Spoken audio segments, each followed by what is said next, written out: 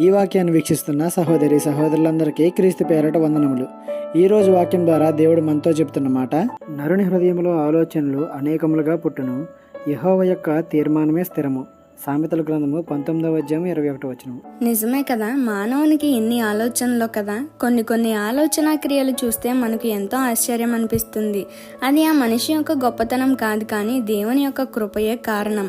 మన జీవితాల గురించి, మన బిడ్డల జీవితాల గురించి మనం చాలా ఆలోచనలు కలిగి ఉంటాం.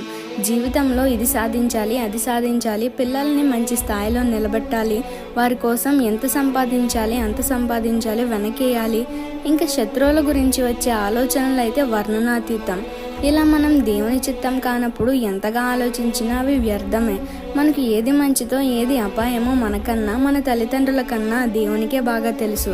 కాబట్టి ఒక్కోసారి మనం అనుకున్నది దేవుణ్ణి అడిగితే అది జరగచ్చు, జరగకపోవచ్చు. మనం పరిస్థితులను ఎదుర్కొన్నప్పుడు తెలిసిపోతుంది దేవుని చిత్తమో కాదో అని. యెహోవా తీర్మానం స్థిరమైనప్పుడు, దేవా నీ చిత్తమే సిద్ధించును గాక, నా జీవితాన్ని నీకే అప్పగిస్తున్నా అని దేవునికి మన జీవితాలను అప్పగించుకుందాం.